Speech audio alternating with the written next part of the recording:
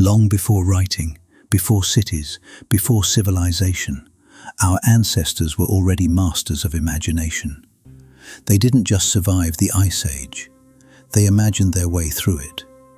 In early hunting societies, stories weren't just entertainment, they were survival tools.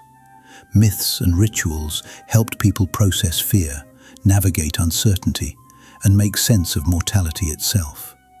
Through imagination, they could mentally transcend the challenges of their lives and find meaning in the unknown. But we have no written records from this time. No scrolls, no tablets, no proof. So how do we know they told stories at all? Because they painted them.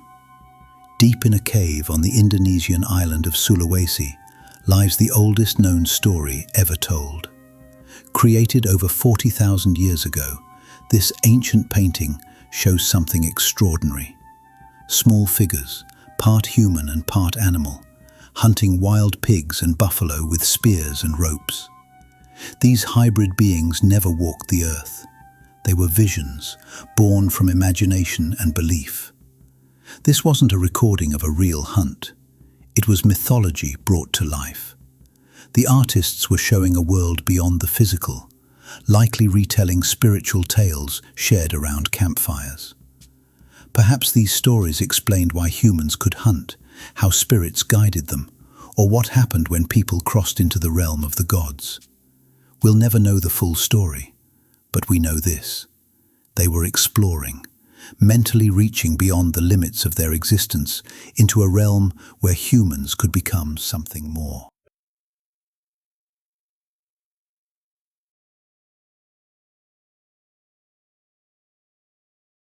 In a dark cave in Germany, someone spent over 400 hours carving a creature that never existed. The Lion Man stands 31 centimeters tall, carved from mammoth ivory around 40,000 years ago.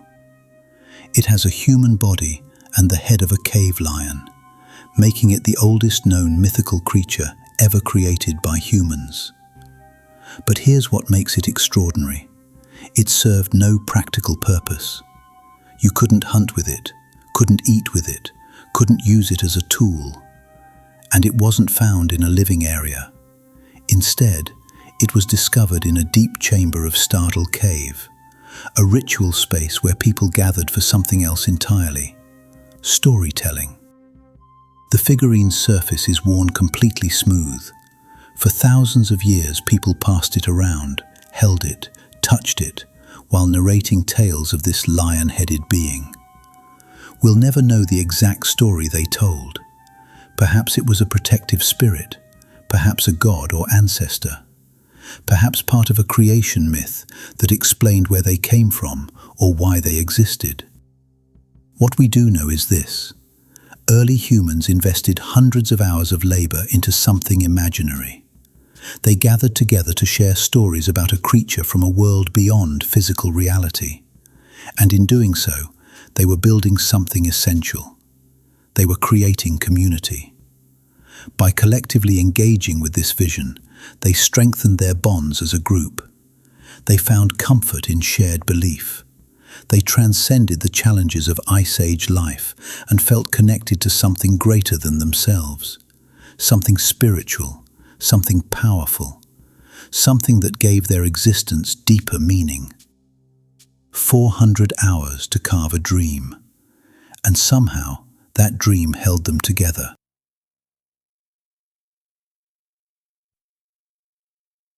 But myths did more than unite communities. They gave early humans a way to face their greatest fear, the world itself. For early humans, nature was terrifying. They lived at the mercy of storms, droughts, predators, and forces they couldn't understand or control. So they did something brilliant.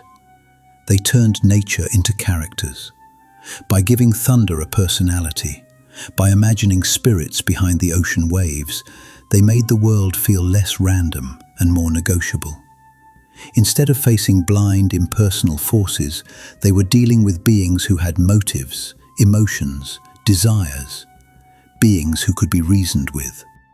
As one scholar put it, Early humans domesticated terrifying aspects of nature by treating them as quasi-human.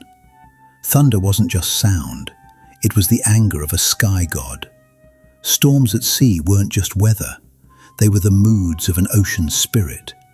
And if these forces had feelings, then maybe they could be appeased with prayer, offerings, or song. Sigmund Freud captured this psychological shift perfectly. He wrote that in prehistoric times, nature felt majestic, cruel, inexorable, overwhelming, and indifferent. But if the elements had passions like human souls, if there were beings behind every phenomenon, then suddenly we can breathe freely. Perhaps we are not defenseless. We can try to appease them, bribe them. This is the heart of mythic escapism. By imagining human-like intentions behind impersonal threats, early people could transform raw terror into something manageable. A howling storm at night became an angry god who might be calmed. A deadly drought became the work of a spirit who could be won over with gifts. Story and ritual weren't just entertainment. They were psychological tools that turned the terrifying unknown into something humans could understand, negotiate with, and survive.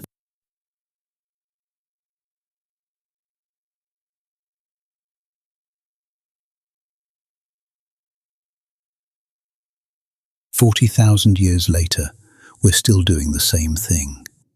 We still gather around stories, whether it's movies, books, games, or myths we tell ourselves about who we are and what we're capable of. We still use imagination to make sense of our world, to connect with others, to reach for something beyond the everyday. So here's my question for you. What stories hold you together?